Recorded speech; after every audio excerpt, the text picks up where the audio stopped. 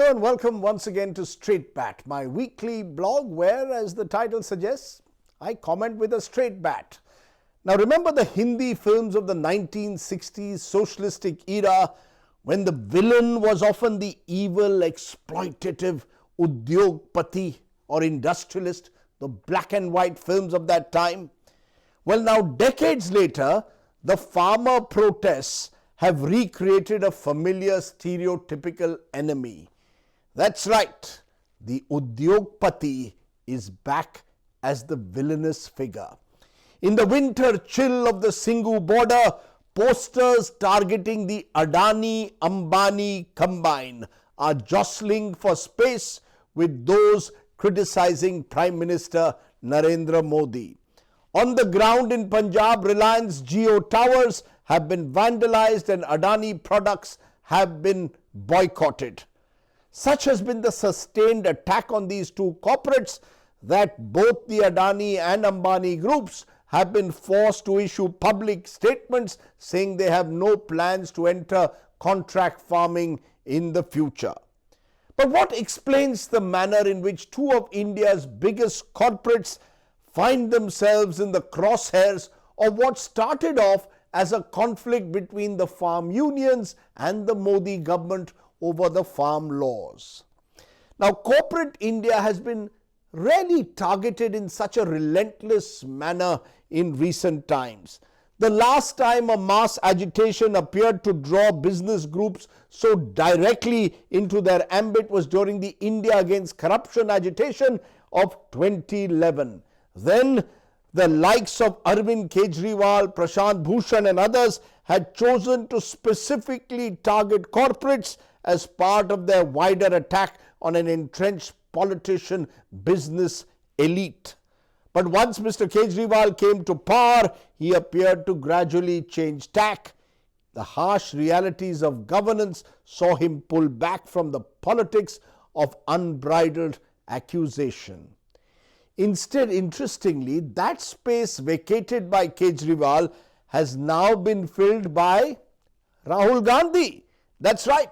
It's the Congress's Rahul Gandhi who's chosen to make the attack on Adani, Ambani an integral part of his political campaign. And this stretches back to 2014.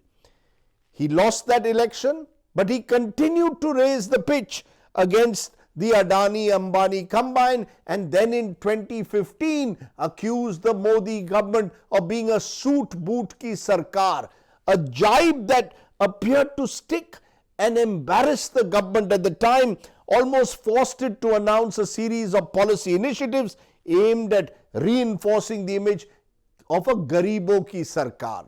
In fact, demonetization in some ways was propelled by the desire or the desperate need of the Modi government to be seen as a government that was anti-rich and pro-poor.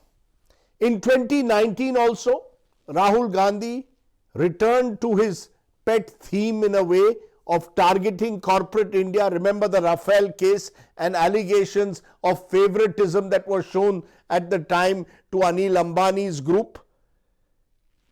Rahul lost the election, but he hasn't given up. It appears that this remains in a way his pet theme. This time he's piggybacking on farmer anxieties. On the face of it, the Congress's attack on the Adani-Ambani combine appears a little puzzling to some, even a tad hypocritical. I mean, after all, it was the Congress as the original party of power that built patron-client relations with preferred corporate houses. The Ambani empire took off in the 1980s under the benevolent gaze of Indira Gandhi and Pranab Mukherjee. Gautam Adani cut his business teeth in Gujarat when the Congress-backed Chimanbhai Patel government in the early 90s gave him cheap land. In fact, the Adanis got land also from neighboring Maharashtra, and many of their early infra projects date back to then Congress NCP ruled Maharashtra. Indeed, both the Adanis and the Ambanis, like several other business groups in this country, have been beneficiaries of the previous Congress era of the license permit Raj. And yet, why is it that now two of India's wealthiest business groups should find themselves in the midst of a snowballing political controversy? Well, as I said, political alignments have changed and the opposition in this country is targeting the Adani Ambanis. But also the media landscape has transformed in a manner that has completely changed the rules of the game. In a multimedia universe with thousands of varied platforms, YouTube, social media sites, it's now almost impossible to control the narrative. The government's propaganda machine on farm laws is matched on the other side by a form of tech-driven citizen activism in which there is no place to hide. Viral videos have acquired a life of their own where the lines between truth and hype are increasingly blurred. Even the most powerful and influential business houses are now hostage to a public rage that's fueled by a noisy and frenzied media ecosystem in which there are no pre-decided rules of engagement. Secondly, when the battle of perception is pitched, as it is being in this instance, as Kisan versus Fat Cat industry and their political patrons, there can be only one winner. A farmer protest can be denounced and demonized, but only up to a point. The humble Annadata shivering in the freezing winter when contrasted with the luxurious lifestyles of India's super rich is an imagery that is enough to arouse a sense of injustice, a sense of inequality, and thereby ensuring that the response is always emotional more than rational. That the Adanis and Ambanis come from Gujarat, the home state of the Prime Minister, only then serves to reinforce the perception that their proximity to power confers on them an undue advantage. The Prime Minister too has never hidden his special equations with the Adanis and the Ambanis. For example, he flew an Adani private aircraft throughout his 2014 election campaign, even arrived in Delhi to take over as Prime Minister in the same aircraft. And he inaugurated a private hospital of the Ambanis a few years ago. Finally, there is a reality of the exponential growth in the fortunes of a handful of India's billionaire businessmen in the last decade, even as the income levels of a vast majority of Indians remain stressed in recessionary times.